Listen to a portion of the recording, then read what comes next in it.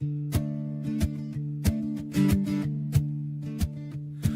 the streets are cold and gray, but the fire in our hearts won't stray from the pitch where dreams collide.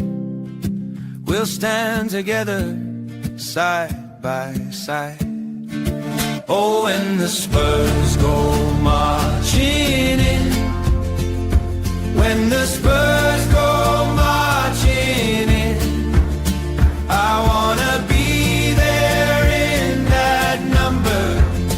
Oh, when the Spurs go marching in, from the north to Wembley's light, under stars we own the night.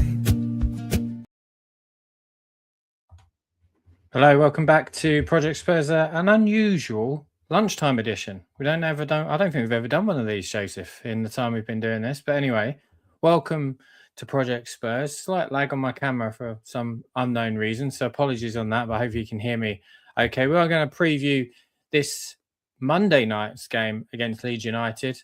Obviously back with Joseph, regular here with us on Project Spurs, co-host, and then Adrian over at Spurs Diehards. Both have been with us a number of times. Joseph, is coming to you first. How's things? Everything good after a nice victory at the weekend?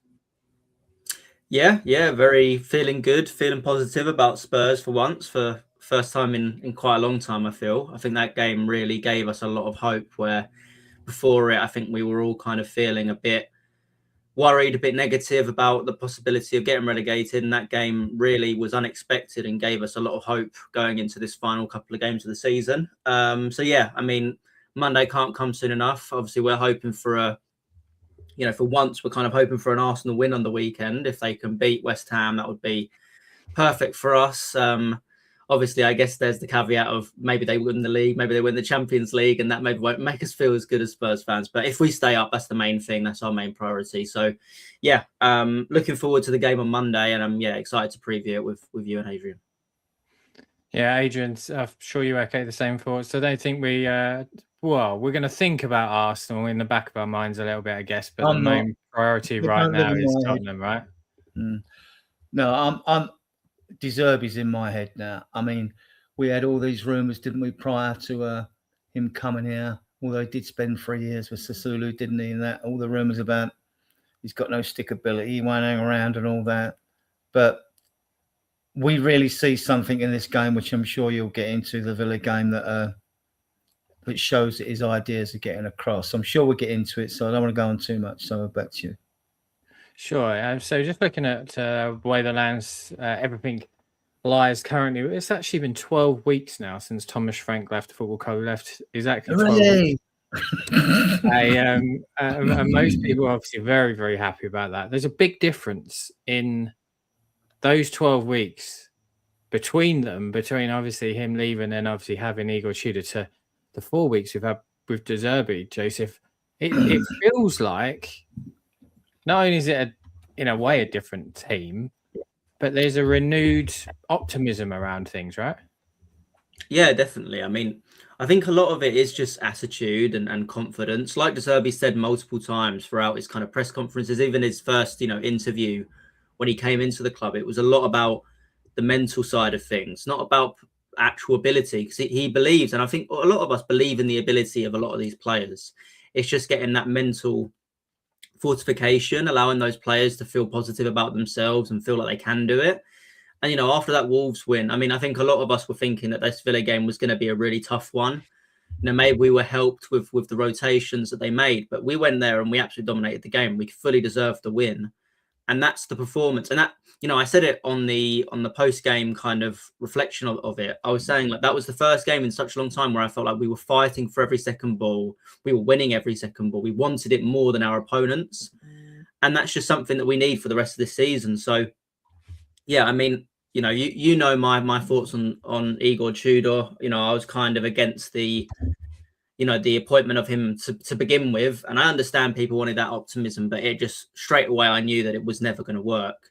Yeah. And, it's clear that we needed a manager with a bit of personality, who knew the league, who knows, you know, what to do in these situations. And yeah, I mean, I'm over the moon with De Zerbi. I'm not going to sit here and say it's going to go perfectly throughout the future. You know, there's a definite possibility that this could blow up, and that's not complete. And I guarantee by the end of it, it won't be us annoyed at De Zerbi, it'll be us annoyed at the board because they haven't backed him or whatever. But you know, at the moment, if he can keep us in the league, you know, at the end of the day, it will be a success. You know, the appointment will be a success if he keeps us in the league. So yeah, I mean, the most important thing is staying up, and then we look at next season. But I feel a lot more optimistic about that happening now. Well, I really like it, actually. The more I thought about it, because obviously I was so keen on Mauricio Pochettino coming back to the club, but the more I've sat and sort of analysed and thought about, look, okay, we've got De Zerbi. Actually, he's got 7 games with a squad. He's got umpteen number of training sessions with the squad. He can analyse the players. He can look at the personalities, and he's kind of got a head start ahead of next season. The priority obviously is staying in the Premier League. So if we stay in the Premier League, he's got a 7-game head start, which you in real tough situations as well, which you kind of don't traditionally have for a pre-season. So I think that that's a really important and quite valuable part of his. He'll learn a lot. He'll learn so much about this squad and the players that he's got available. Because obviously, if he came in the summer, he'll have a group of players he has no idea about. He has no idea who's good, who's not, who he wants to keep, who he doesn't. Right now, he's learning about the mentality of these players, who is here for the fight and who isn't.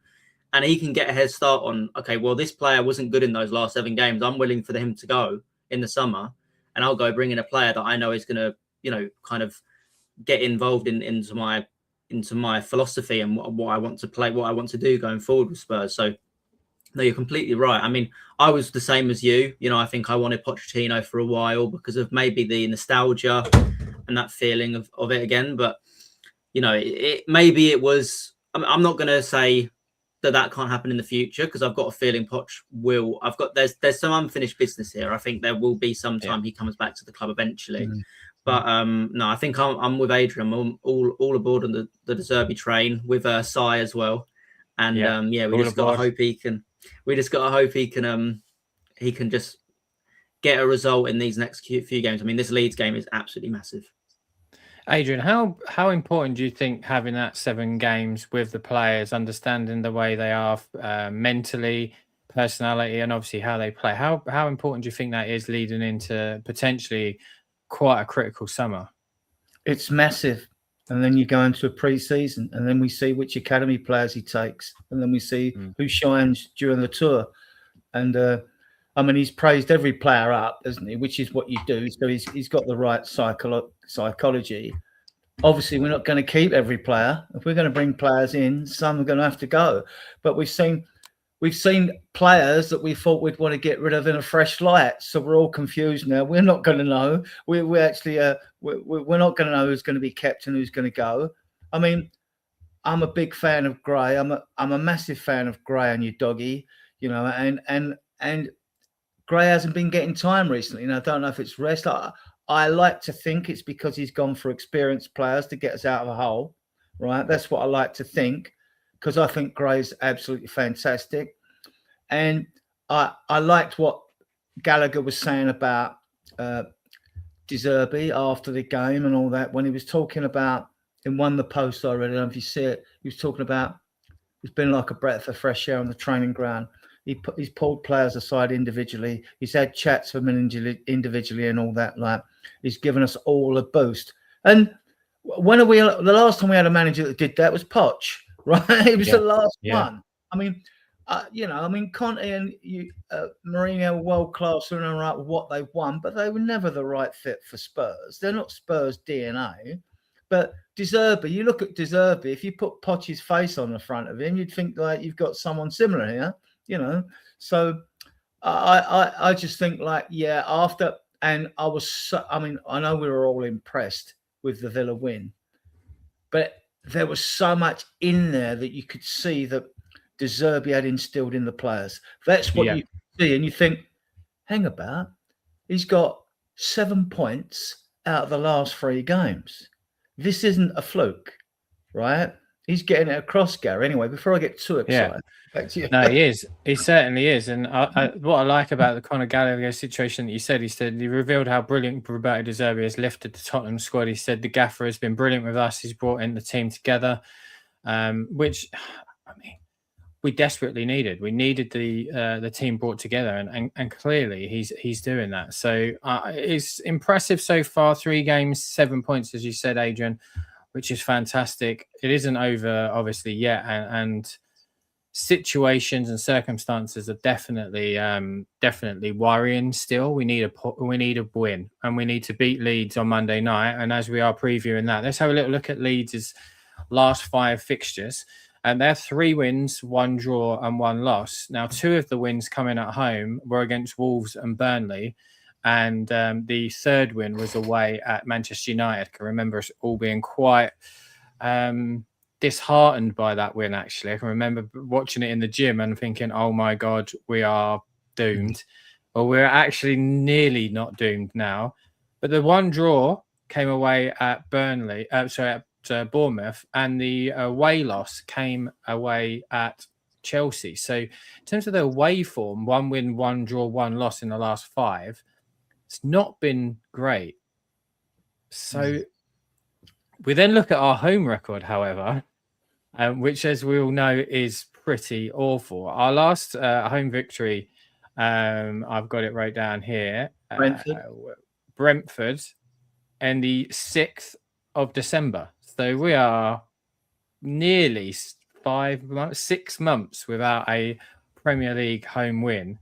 That coming back and the 6th of December, as I said. But we are on back-to-back victories. However, they both are away from home. When you look at the form guide, Adrian, going in, we're like 2nd or 3rd from away form.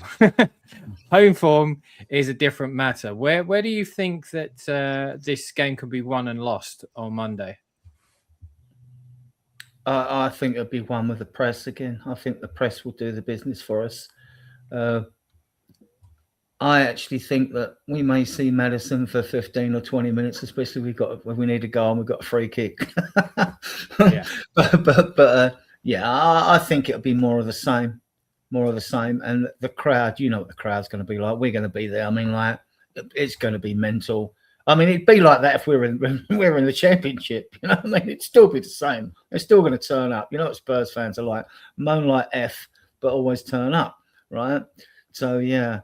I mean, tells you a goal. I mean, like, it's decision making questionable at times. He could have laid a couple of balls off in that, although he put the cross in for the goal when he was on the right instead of the left, right? So, What was he doing over there?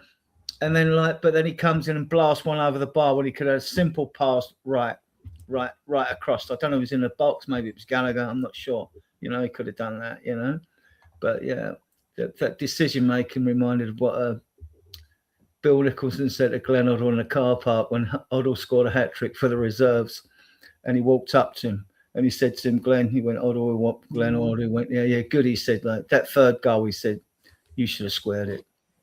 You know what I mean? So, because it would have been a tap-in rather than him scoring. I don't know. I wasn't there at that game. I did used to go to reserves games back then, but yeah.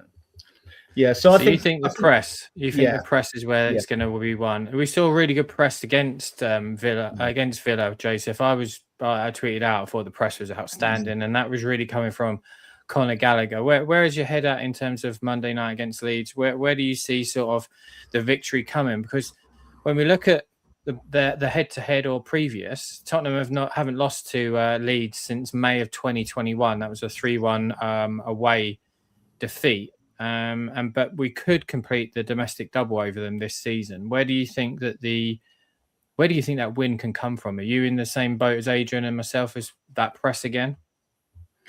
Yeah, I think the press is going to be really important. I think this is going to be a much tougher game than that Villa game. As much as looking at it retrospectively, I think a lot of us were thinking this Villa game was going to be tough, but it was clear that from their team selection, they are focused on Thursday night. So, you know, and I think the fans, I mean, as much as they were frustrated, I don't think they were fully up for the game. They weren't really in it, like, from the beginning. I think, again, their eyes are all set on Thursday night.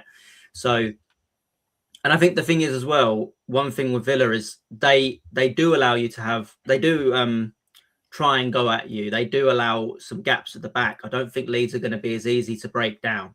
I think they're going to be a lot more solid. Again, they all know that getting a point in this game will pretty much guarantee them safety. I know they're probably safe anyway, but it's not mathematic yet. And if they get a point or get 3 points, they will guarantee any kind of, any kind of worries going into the final couple of weeks of the season. So it's going to be a really tough game. They're in a good vein of form. They're really performing well at the moment. I know, like you said about those away games, obviously one of those was at Wembley against Chelsea. I mean, they're playing well. If you watch the way they play, the way they attack, it's really fluid. Noah Okafor is on insane form. He's been really important for them. So I just think it's going to be a lot tougher than maybe it looks like it could be on paper. And like somebody said in the comments, we need this win so badly, because when it comes to the final game of the season, when they play West Ham, they might not have to play for anything at that point. They may be on the beach and not really caring about the game. So it's important that we get this 3 points. I think you guys are right. It's going to come from the press. Conor Gallagher leading that as well, because I mean he's just an absolute workhorse. He was easily the man of the match, obviously on Sunday, because he was unbelievable the way he pressed, and he is that kind of metronome in the middle that just gets us ticking sometimes, gets everybody else up the pitch. I think I still think there was some holes in that game. As much as I'm really happy with the win, I think two things. I understand, obviously, people are loving Kolo Muani after him coming off the pitch and high-fiving all the fans and all that stuff, and that's great. But the actual ability and output wasn't good enough, in my opinion, in that game. I think he still made a lot of key mistakes in important moments and didn't keep hold of the ball well enough. And also, Tell was fantastic, but Tell can get to another level if his decision-making is so much better, because the amount of times he's very selfish in front of goal. He wants to shoot. He wants to be the goal scorer. And at moments, all he needs to do is pass the ball across, make the extra ball, and it's an open goal. And it's been a bit frustrating in moments, because he's done that for all season, really. If you really go back and have a look at moments with Tell on the ball, he'll be cutting inside and going for the shot when he has a really easy pass if he just puts his head up. So he needs to get away from that. But yeah, so it's going to be a really tough game. I think it's going to be really difficult, because Leeds are playing well. They've got a solid team of professionals Anton Stack is an unbelievable player in midfield. He's been in a good form as well. Calvert-Lewin's always struggle up front. He's a big guy. He can win headers. So it's going to be tough. But, this is a game we have to win. Have to. Especially, I mean, no matter what the result is against Arsenal with West Ham, but if Arsenal get a win, which I think obviously a lot of people are kind of expecting, hoping, we could be 4 points clear with 2 games to go. And Newcastle play before we play against Chelsea. If West Ham and Newcastle play against each other before we play Chelsea. So by that point, before the Chelsea game, we could be mathematically safe. We could. And looking at Calvert... Sorry, I've just got to add caveat, which, sorry to interrupt you. Just to caveat that, I think if Arsenal beat West Ham, Leeds are safe. Okay. Yeah. Okay, that would be... So they come to us in a different mood then, right? Yeah. Yeah, there's a possibility of that. Absolutely. I think it's just in our hands. That is ultimately where it is now. It is completely in our hands. You talked about Dominic Calvert-Lewin. He did score 6 consecutive games this season. So he hasn't been as out of form as perhaps people suggested he was going to be when he came originally to Leeds. I thought he's actually had a decent season. Looking at Leeds' away form against Tottenham, they've lost all of their last 3 meetings away from home, conceding 9 goals. However, as we know, Adrian, we don't have Harry Kane up front to. No, but we got Richie. To get us out. We got Richie, 10 goals, 4 assists in 29 games. I mean, I don't want. We've got relegation. He's Richie. doing a job. He's a battering ram, isn't he? And he ran his socks off. And so he impressed me. I agree with Jose Marnie. It's just not happening for him. I mean, this league isn't for him, right? But come on, we must have all been so impressed with Kingsley's kicking and winning the second ball. I mean, that was, he only put 1 out of touch. Vicario puts at least 3 or 4 out of touch each half, And I don't think Kingsley's certainly been a big influence Yeah. on things. Do you think he's influencing the back line, though, in terms of how calm he is, and that's allowing them to relax a little bit more? Yeah, he was standing there drawing them on like Vicario does, but I had more confidence with him drawing them on than I do with Vicario. And to be honest, should he play the next 3 games if Vicario's leaving? No. Kinski, if he's going to be the number one, if we don't go for the Roma goalkeeper, another rumour, Svila, right? I mean, then if he's going to be number one or get good games as a number 2, then he needs to play his last 3 games. To me, it doesn't even matter if Vicario's staying. Kinski needs to start. The difference in our ability to play out from the back, and everyone knows De Zerbi's system is so vital on the goalkeeper being able to play out from the back. It's how he plays football. It's how he's done it in every team he's been at. It was massive with Bart Verbruggen at Brighton. He's done the same at Marseille. We need a goalkeeper who has the ability on the ball, and Kinski has that. Obviously, people will point back to that game against Atletico Madrid. I'm forgetting about that now. Look, he made a couple of mistakes. Even in those situations, I don't think it was actually his ability. I think it was just more the moment, the expectation, kind of the pitch as well. So I'm not even thinking about that now. Since he's come back into this team, he has been, for me, better than we've seen Vicario be throughout the season. So Kinski has to start because he can build out from the back so much better. Like you said, Adrian, Vicario kicks the ball out of play how many times a game, and it's just he always seems panicked whenever Vicario gets the ball. No one is relaxed. Everyone wants him to get rid of it as soon as he gets it. Well, Kinski against Villa, I was just like, Kinski have the ball. We were passing it around the back so much against Villa, and it was the calmest I've ever been with us passing it around the back. Usually you're always so worried, your heart's in your mouth, but that's giving you confidence as the viewer, 100%. Isn't it? Think about what that must be for the players' situation as well, because you're already in a really difficult situation. You're already, confidence is pretty much shot and gone because of the normality of where you are in terms of relegation. You've got a goalkeeper behind you that I don't think most of them are very confident in anyway. And if anything does happen, he's berating them on the pitch. He just goes absolutely crazy at them. And you've got quite a calming young 22, 23-year-old man behind you that's very good with his feet. He showed against Wolves when it really matters, and the proof was in the pudding. Because if that went in, that free kick goes in, we're down. I think that's it for us.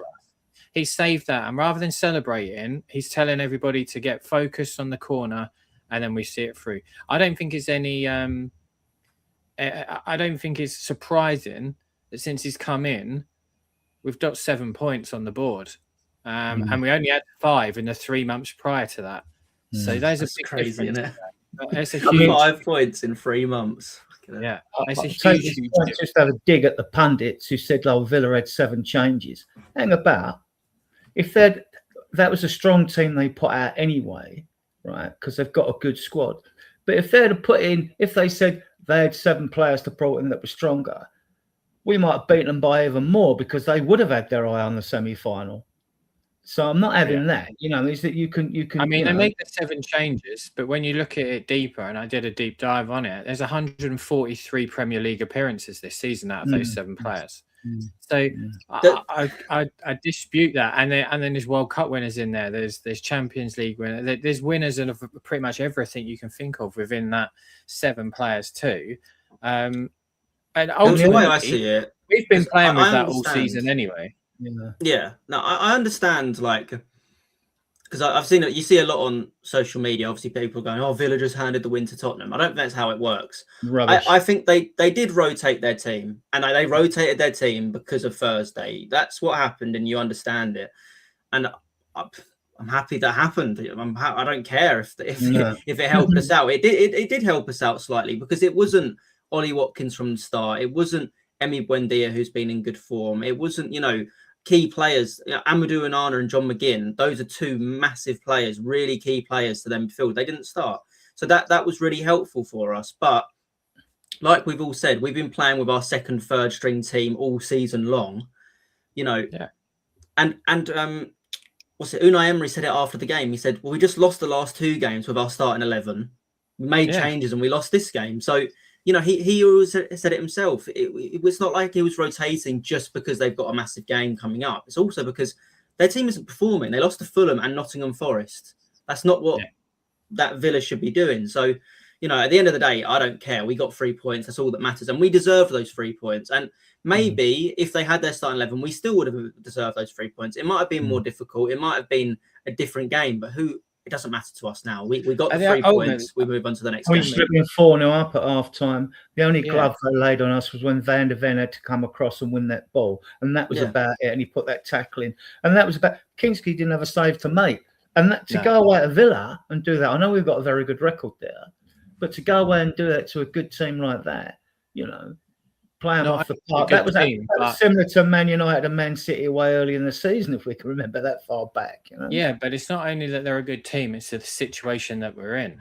And prior to that, we've just beat Wolves, which we all came on here and were like, well, I'm a bit nervous because weren't very convincing, and we went and put a decent performance in at a really difficult place in a really difficult situations with a new manager.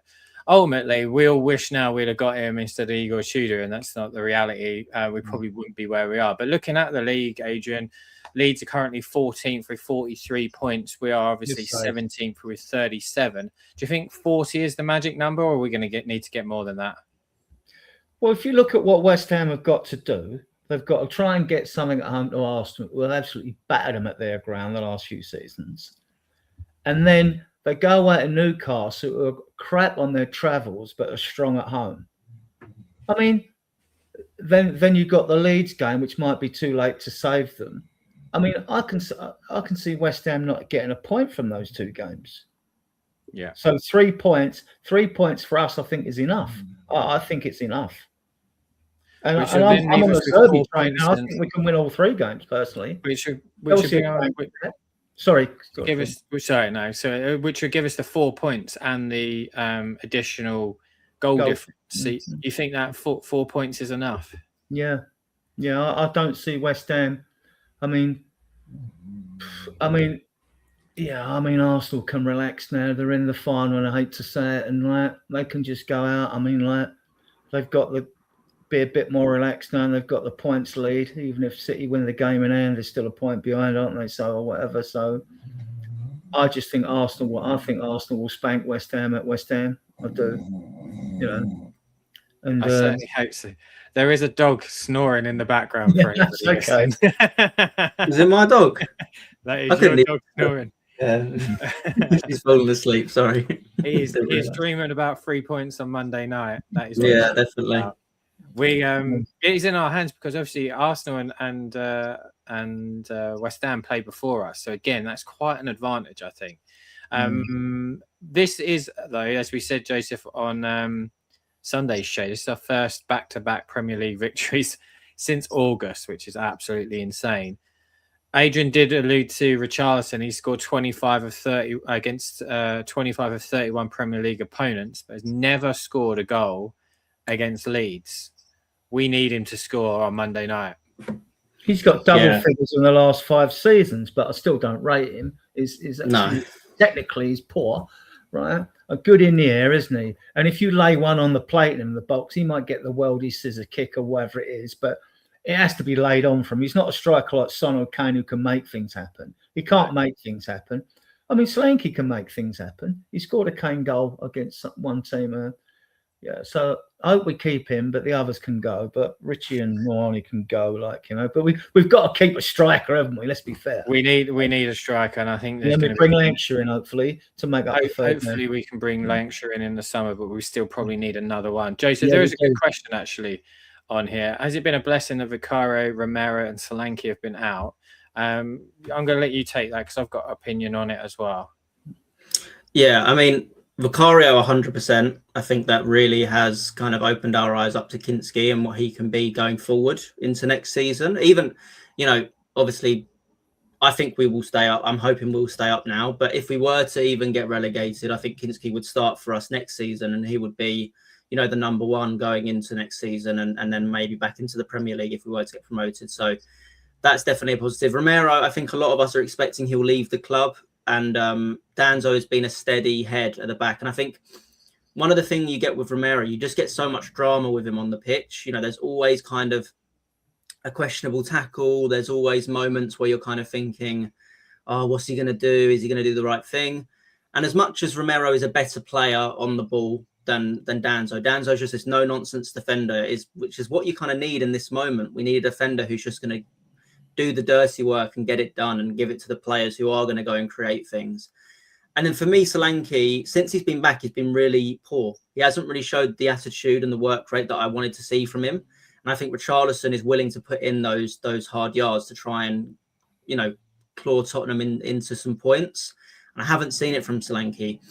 Personally, as much as I'm very happy with these last couple of performances, and I'm hoping, I agree with Adrian. I think there's a possibility Spurs could win all 3 of these next games. There's no reason why they couldn't. If they carry on playing the way they are, with the way that our opponents are playing, they haven't been too impressive other than maybe Everton. We could, we could easily get three wins from these for next 3 games. But I think still, if you go into next season, there's so many players that need to go. So many players that need to go. I mean, I'd be content with Solanke and Richarlison going personally, but we wouldn't be able to do that. We're going to need other strikers to come in if we were going to do that. But we could absolutely clean house because there's still we are still in this situation.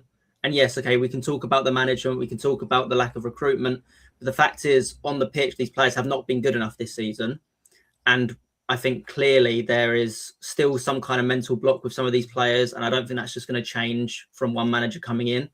I think easily we could see a big turnaround in players going into next season. And I hope we do somewhat. I'm happy to see the back of Romero. I think there's a possibility of Van der Ven maybe wanting to go and greener pastures to see if there's something available for him in Europe. And then the amount of players that could go, because again, we're not going to have any European football next year. And I don't think anyone's going to go into next season expecting us to go get European football next year either. So it's just, I think it's about rebuilding now, because if we do stay up, we still need to have a real look at this. And that's the one thing I'm really hoping. If we do stay up and everything, I hope the leadership group and don't just sit there and go, oh, thank God, right, we'll move on. They need to go, no, what the hell happened this season to put us in this position? We need to review every single thing we did and see what we did wrong and what that is, and whatever we did wrong, get the hell out of this club and let's sort out and make sure we're a steady team going forward. Well, we need a big change. We definitely need a big change in multiple areas.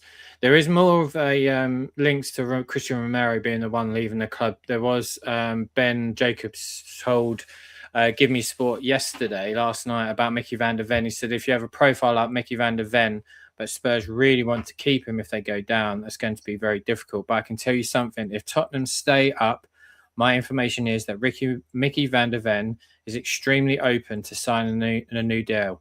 He's now very happy with Roberto De Zerbi as manager, and De Zerbi coming in has enhanced the chances of Tottenham staying up. That Mickey Van der Ven signs a new deal and Christian Romero still goes. So it does seem it's more Christian Romero potentially going and Mickey staying. But then there's obviously Marcus Senesi, who's apparently agreed a pre-contract with the club.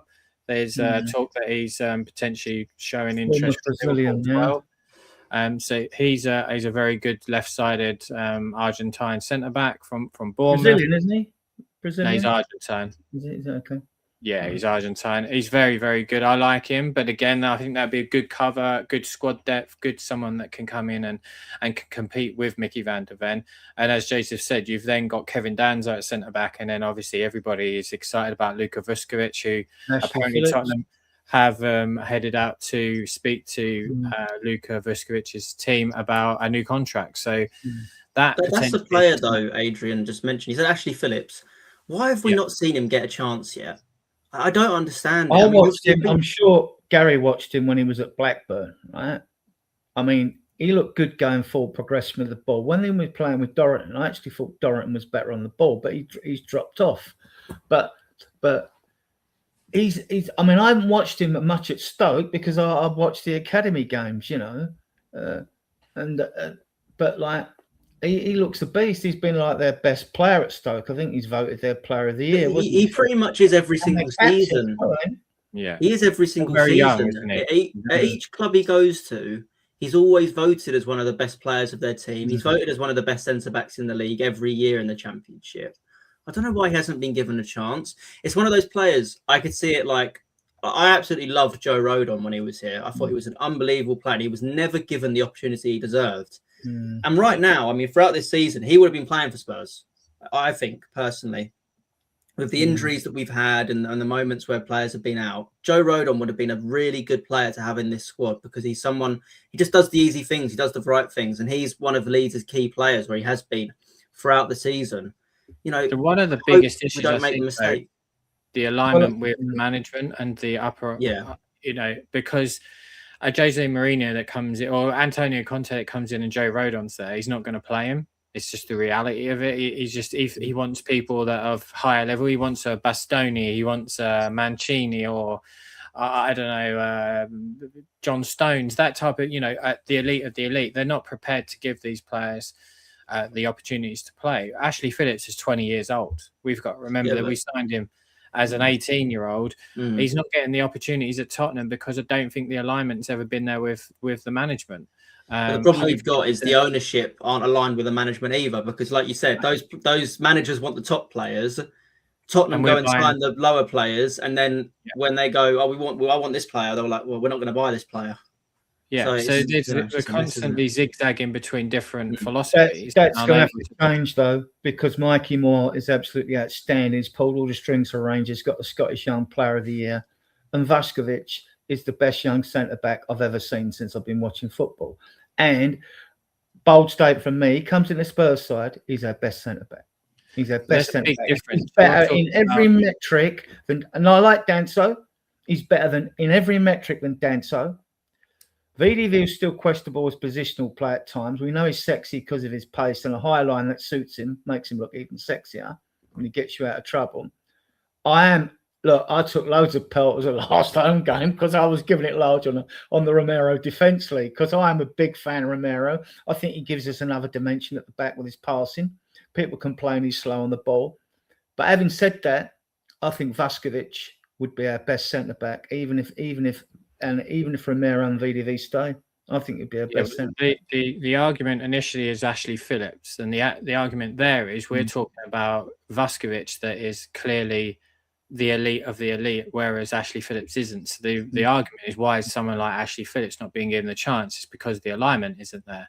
Now, there's a difference is when you then find a gem or once in a generational talent that comes through, then obviously these players are going to be put into the spotlight. Who do we know that if Mikey Moore is going to be in the first team next season? We don't. He might stay at Rangers for another year. We just don't know. But the alignment, I agree, does need to change completely. And someone like Ashley Phillips is 20 years old. Is the argument there is he needs to be playing senior football? It's not going to help that he's sitting on the bench in the first team.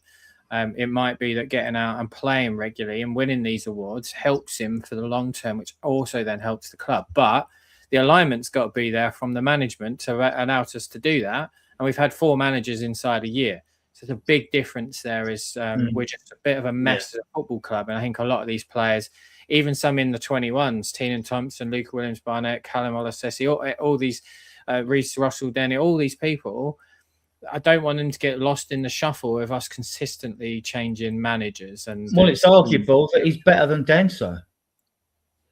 But I think this is where these conversations come from, though, because we have been so poor this season. And again, let's not let these last couple of results brush over how bad this last 2 years has been, obviously, other than the Europa League win. But this season has been absolutely pathetic from a Tottenham Hotspur point of view, and players have not performed. And then when you're seeing players out on loan perform, I know maybe in lesser leagues, but when the players themselves, and you're watching them with your own eye and go, this guy's been really good. Why has he not been given a chance at Spurs when players are underperforming, when players aren't performing up to the level you expect? It makes you, again, it's all just hypothetical, but it makes you think, well, if Mikey Moore was here at Spurs this season, he will be playing. He will be playing right now. If personally right now, I'd be thinking Mikey Moore will be starting for us. I'd have him over Kolo Muani or over, Tell in moments. So, but his form, Mikey Moore's form, he wasn't getting on well with the first manager at Rangers, was he? He kicked on after January, right?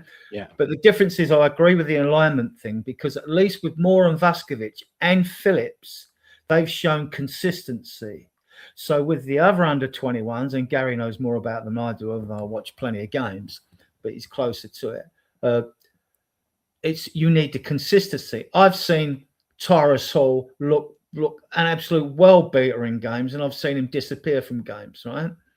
You got Alasessi as well. I mean, there are so many, that are like that. I mean, Abbott's not sexy player, but he's done very well on loan as well. I mean, and you look at these and you think, but they've got to be consistent. They've got to go on loan and be consistent. This is the thing, before you think about promoting them. I mean, Mikey Moore's done enough, in my opinion. Vaskovic's done enough, and even Phillips, because of his consistency. Well, take him on pre-season then, and it may be that someone like Danso is threatened by Phillips, because he's not going to push VDV or Romero out of that team, and he certainly wouldn't if Vaskovic comes in. He's not going to push Vaskovic out of the team. So that's 3. So now you're looking at him vying for 4th spot. Then is he going to get game time if he vies for a game against Danso? And I like Danso. He's a solid. He's our Ben Davis, isn't he? At the back, right in the centre of the back. He's another one like Ben Davis, but he's not. He's still a bit clunky at times, you know what I mean? But he's the experience is there, whereas the experience from the others isn't. And I think that's where things would need to go. I think ultimately the next season, as Joseph said, that we're not going to have Champions League football to worry about, or any European football. And that actually might be a blessing in disguise in a longer term way, that we can go, one game a week, settle in, understand the De Zerbi football, get the players he wants in, start breeding in some of these elite youngsters if we can, and make some changes. So, I mean, they're all things that we can do of another day, the squad planning and building. And that's something that we love to do as fans and football managers, sort of enthusiasts, etc. But just looking at excuse me, just going back to Monday night, Tottenham have won all the last 3 home games against Leeds, scoring 9 goals. We're definitely going to need to score on Monday, and I think we're probably going to need to score 2 again. Where those 2 goals come from, I hope Richarlison again is stepping up. Even Tell would be fantastic. I'm a big fan of Tell. I do like Tell.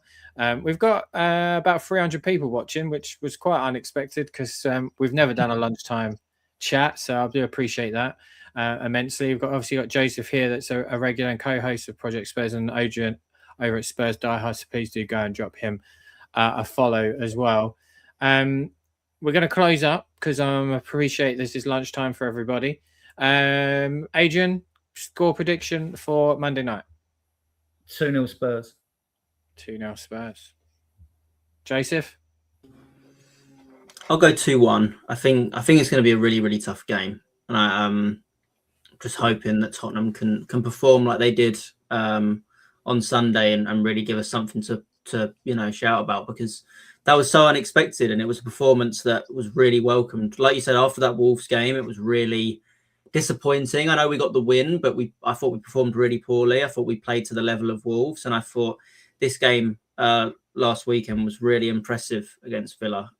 So we need to take that form into next week. And again, Leeds are going to be tough. They've got some really solid players. Again, Noah Okafor, I think he's the top scoring Swiss player now ever in the Premier League. I think he's beaten Xherdan Shaqiri's record of that. And he's been so impressive with them. Again, they usually play a 3 at the back, and that's been working well for them recently. But maybe it will leave some holes if Jayden Bogle kind of pushes forward. So, there's going to be chances for Spurs. Again, we have had a good record against Leeds, but we need to go into it desperate for 3 points, because this 3 points could be the difference between us staying up now. And again, by the next game against Chelsea, we could be mathematically safe. And that's the actual reality of this situation. We actually could be safe. Just before we do go, but I keep saying Forest was the biggest game ever for Tottenham. Yeah. Then it became, Brighton's the biggest game ever. And it was like, actually, Wolves is the biggest game ever of the season. And then it's Villa. Villa, we're probably going to be okay because of West Ham lost. And now it's Leeds is the biggest game ever. I think this is the biggest game ever. Yeah. The reality is. Well, the Brighton draw doesn't seem so bad because they're the best form in the Premier League. Yes, You know, yeah. so and There we teams go. it seems to go for teams when you're riding high, doesn't it? You get that luck and they got the late goal. I just think Leeds won't be the nervous affair that fans might think it is. No. Well, I hope it isn't. I think they're going to be a very, very difficult, solid I team to think it will. bring down. The issue, the biggest advantage I think that we do have is West Ham are playing before us. Yes.